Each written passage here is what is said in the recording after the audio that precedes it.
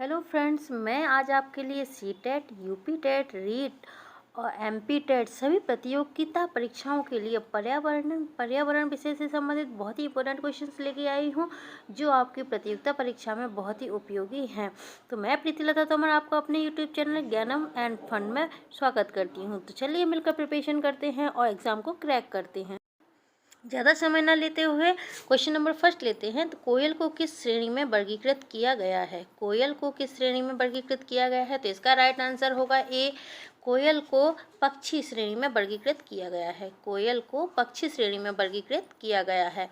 Question number second है, वन्य जीव प्रशिक्षण संस्थान wild life institute of India Bharat का मुख्यालय कहाँ पर है?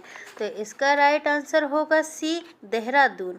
वन्य जीव प्रशिक्षण संस्थान भारत का मुख्यालय कहाँ है? इसका राइट आंसर है सी, देहरादून। नेक्स्ट क्वेश्चन है, विश्व वन्य जीव कोष प्रकृति का मुख्यालय कहाँ है? विश्व वन्य जीव कोष प्रकृति का मुख्यालय कहाँ है? तो इसका राइट आंसर होगा ए, नई दिल्ली। विश्व वन्य जीव कोष प्रकृति का मुख्यालय कहाँ है? नई दिल्ली। क्वेश्चन नंबर 4 है, कैलाश सांखला जिनके नाम पर वन्य जीव संबंधी फेलोशिप दी जाती है कहाँ के मूल निवासी हैं? तो कैलाश सांखला कहाँ के मूल निवासी हैं? तो इसका राइट आंसर होगा सी, जयपुर। कैलाश सांखला जिनके नाम पर वन्य जीव संबंधी फेलोशिप दी जाती है जयपुर के निवासी हैं। ये क्वेश्चन बहुत ही इम्पोर्टेंट है। इस तरह के क्वेश्चन आते हैं, मैं वन आंसर ही पढ़ रही हूँ जिससे आपको पढ़ते समय याद भी हो जाते हैं। क्वेश्चन नंबर 5 है, ग्रामीण क्षेत्रों में गाय के गोबर से झोपड़ी की दीवारों और फर्श को लीपा जाता है, इन्हें क्या कहते हैं?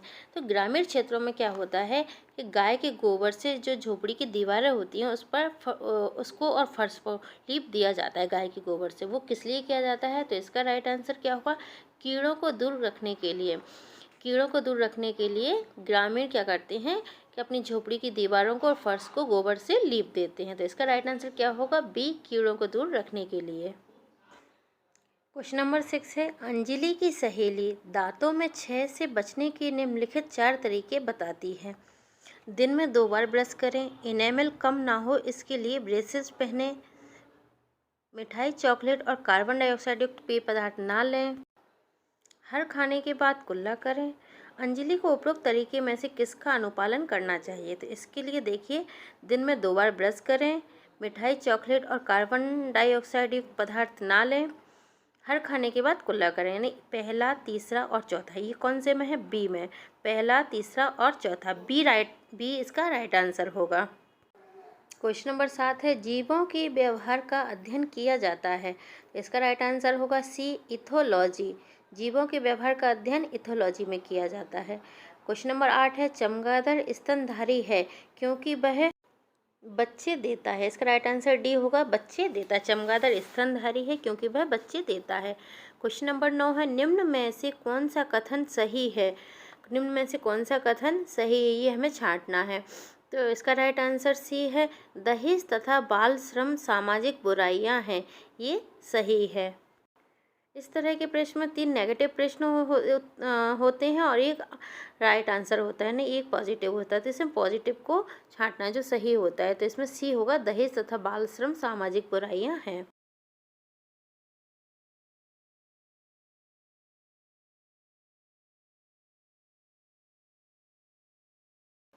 निम्नलिखित में से सही कथन चुनिए। क्वेश्चन नंबर 10 क्या है? निम्नलिखित में से सही कथन चुनिए। तो इसमें 4 कथन दिए हैं, 4 में से सही कथन को चुनना है। चलिए देखते हैं। जिन जानवरों के बाहरी कान व शरीर पर बाल होते हैं वे बच्चे देते हैं, सही है। कोई बी है, जिन जानवरों के बाहरी कान व शरीर पर बाल नहीं होते वे अंडे देते हैं, ये भी सही है। सी है, जिन जानवरों के बाहरी कान व शरीर पर बाल नहीं होते वे बच्चे देते हैं, ये गलत है। जिन जानवरों के बाहरी कान व शरीर पर बाल होते हैं वे अंडे देते हैं, ये भी गलत है। तो इसका राइट आंसर क्या होगा? बी, ए और बी दोनों सही हैं। क्वेश्चन नंबर 11 है, मधुमक्खी पालन के विषय में सही कथन को चुनिए। इसमें से भी ऐसे ही है, सही कथन को हमें छांटना है। तो इसमें देखिए, पहला देखते हैं, मधुमक्खी पालन शुरू करने का सबसे अच्छा समय जनवरी से मार्च है, ये भी सही है। सेकंड है, लीची के फूल मधुमक्खियों को लुभाते हैं, ये तो गलत है। कुछ तीसरा है मधुमक्खी पालने और उनके द्वारा उत्पादित शहद का भंडारण करने के लिए बक्सों की आवश्यकता होती है, ये भी सही है। फोर्थ है मधुमक्खियों के लिए मीठा घोल बनाने के लिए चीनी खरीदी जाती है, ये भी सही है। तो इसका राइट आंसर क्या होगा? फर्स्ट, थर्ड और फोर्थ। तो ये देखते हैं कौन से ऑप्शन में है। फर्स्ट, थर्ड और फोर्थ है ए, तो इसका राइट आंसर ए होगा, फर्स्ट, थर्ड और फोर्थ। क्वेश्चन नंबर 12 है कोई पक्षी पेड़ की ऊंची डाल पर अपना घोंसला बनाता है, यह पक्षी कौन हो सकता है? तो जो कौवा होता है वो पेड़ की ऊंची डाल पर अपना घोंसला बनाता है, तो इसका राइट आंसर ए है। क्वेश्चन नंबर 13 है कुछ जानवर रात में जागते हैं, ये जानवर हर चीज को जिन रंगों में देखते हैं वे क्या है? तो इसका राइट आंसर है काला और सफ़ेद। जो जानवर रात को जागते हैं वो हर चीज़ को काले और सफ़ेद में देखते हैं। क्वेश्चन नंबर 14 है निम्नलिखित में से सत्य कथन चुनिए। इस तरह के क्वेश्चन बहुत आते हैं पेपर में, तो हमें असत कथन को हटा के सत्य कथन देखना होता है, थोड़ा टिपिकल होते हैं। तो चलिए देखते हैं। हाथी गंदे पानी में खेलना पसंद करते हैं क्योंकि इससे उनके शरीर को ठंडक मिलती है, ये तो सही है। अधिकांश हाथी दिन में लगभग 10 घंटे आराम करना और सोना पसंद करते हैं, ये गलत है। 3 महीने के हाथी के बच्चे का वजन 200 किलोग्राम होता है, ये भी सही है। और चौथा है अधिकांश बड़े हाथी एक दिन में लगभग 100 किलोग्राम पत्ते झाड़ियाँ खा लेते हैं, तो ये भी सही है। तो देखिए इसमें ए में फर्स्ट, थर्ड और फोर्थ सही हैं, तो ये राइट आंसर होगा ए। क्वेश्चन नंबर 15 है मधुबनी चित्रकला के बारे में सही कथन चुनिए। तो चलिए सही कथन देखते हैं। ए है इन चित्रों को बनाने में नील, हल्दी, फूल, पेड़ों के रंग आदि का इस्तेमाल किया जाता है, सही है। बी है इन चित्रों में इंसान, जानवर, पेड़, फूल, पक्षी, मछलियाँ आदि दिखाई जाती हैं, ये भी सही है। यह लोक चित्रकला बहुत पुरानी है, इसका नाम मधुबनी नामक स्थान के नाम पर पड़ा है, ये भी सही है। डी मधुबनी राजस्थान का अति प्रसिद्ध जिला है, ये गलत है। तो चलिए ए, बी, सी 3 हमारे सही हैं, तो देखते हैं इसका राइट आंसर बी होगा। ए, बी और सी, इसका राइट आंसर है बी। क्वेश्चन नंबर 16 है निम्न में से संयुक्त परिवार का एक गुण नहीं है, इनमें से 3 है और एक नहीं है, तो एक हमको छांटना है। तो कृषि व्यवस्था के लिए उपयुक्त सही है। शासन व्यवस्था का एक छोटा स्वरूप, ये भी सही है। श्रम विभाजन की सुविधा, ये भी सही है। लेकिन तीसरा आलस का अभाव, तो संयुक्त परिवार में आलस का अभाव होता है, मतलब आलस नहीं पाया जाता, तो ये सही है। क्वेश्चन नंबर 17 है समाज का निर्माता किसे कहते हैं? तो समाज का निर्माता व्यक्ति को कहते हैं। क्वेश्चन नंबर 18 है प्रवर। प्रवर का अर्थ है, प्रवर का क्या अर्थ है? तो इसका राइट आंसर डी है समान पूर्वज, समान ऋषियों के नाम का उच्चारण करने वाले। क्वेश्चन नंबर 19 है विवाह स्त्री और पुरुष के पारिवारिक जीवन में प्रवेश करने की एक संस्था है, यह किस विधान का कथन है? विवाह स्त्री और पुरुष के पारिवारिक जीवन में प्रवेश करने की एक संस्था है, यह कथन किसका है? तो ये कथन है बोगार्ड्स का है, तो इसका राइट आंसर होगा सी, बोगार्ड्स। परिवार क्या है? तो क्वेश्चन नंबर 20 है परिवार क्या है?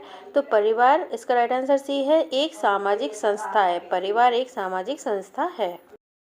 क्वेश्चन नंबर 21 है शारदा अधिनियम किससे संबंधित है? इसका राइट आंसर होगा सी, बाल विवाह। शारदा अधिनियम बाल विवाह से संबंधित है। नेक्स्ट क्वेश्चन है 22, परिवार पर्याप्त निश्चित यौन संबंध द्वारा परिभाषित एक ऐसा समूह है जो बच्चों के जनन एवं पालन पोषण की व्यवस्था करता है, यह परिभाषा किसने दी है?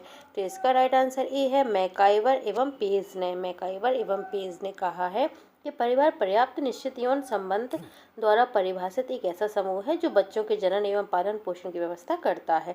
क्वेश्चन नंबर 23 है प्रत्येक परिवार में बुढ़ापे का सहारा किसे माना जाता है?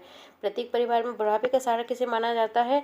सब जानते हैं कि प्रत्येक परिवार में बुढ़ापे का सहारा बेटे को माना जाता है।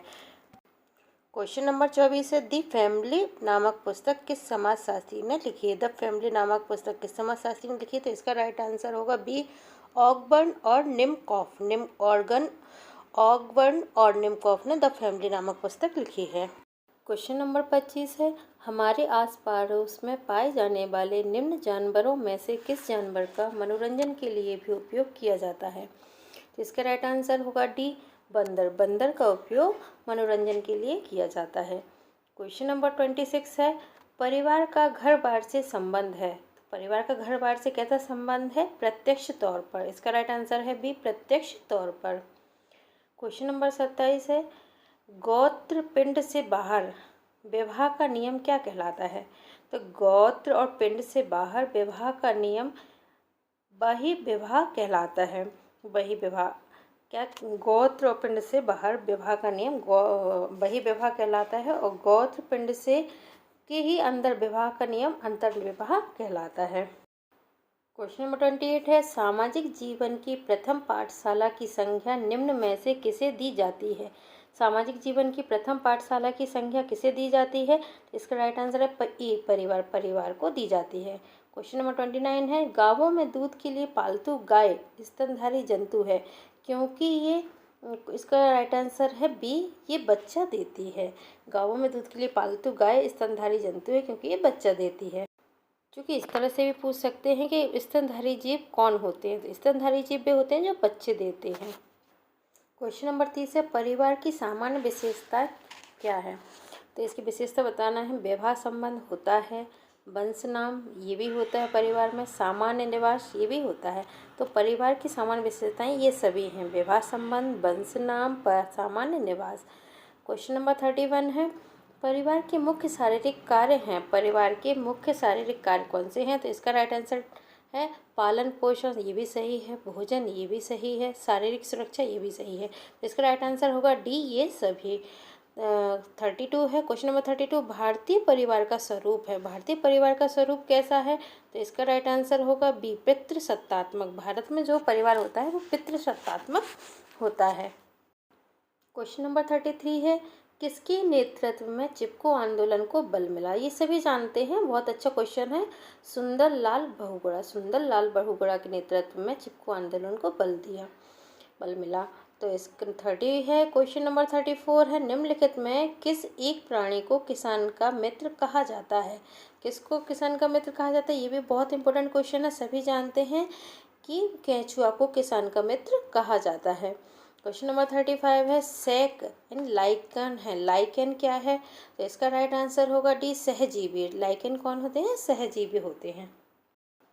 क्वेश्चन नंबर 36 है, झूम खेती होती है। झूम खेती कहाँ होती है? मेघालय में होती है। तो इसका राइट आंसर सी है, मेघालय। क्वेश्चन नंबर 37 है, भारत में कृषि को प्रभावित करने वाला मौसम का सर्वाधिक महत्वपूर्ण तत्व कौन सा है? तो इसका राइट आंसर होगा बी, वृष्टि, यानी वर्षा में भारत में कृषि को प्रभावित करने वाला मौसम का सर्वाधिक महत्वपूर्ण तत्व है। क्वेश्चन नंबर 38 है, किस राष्ट्रीय उद्यान को पूर्व में हेली राष्ट्रीय उद्यान कहा जाता था? किस राष्ट्रीय उद्यान को पूर्व में हेली राष्ट्रीय उद्यान कहा जाता था? इसका राइट आंसर है ए, जिम कॉर्बेट राष्ट्रीय उद्यान। क्वेश्चन नंबर 39 है, हमारे राज्य का पक्षी अभ्यारण्य किस जिले में स्थित है? तो ये है भरतपुर। पक्षी अभ्यारण्य कहाँ है? भरतपुर में। क्वेश्चन नंबर 40 है, बीटी कपास है। बीटी कपास क्या है? तो इसका राइट आंसर बी, एक ट्रांसजेनिक पौधा है। बीटी कपास एक ट्रांसजेनिक पौधा है।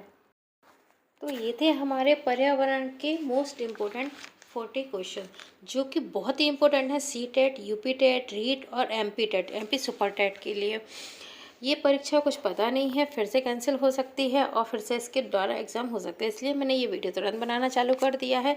इसमें से बहुत क्वेश्चन आएंगे और ये बहुत ही इम्पोर्टेंट क्वेश्चन हैं, तो इनको एक बार देखिएगा ज़रूर। और बात करने के लिए थैंक यू।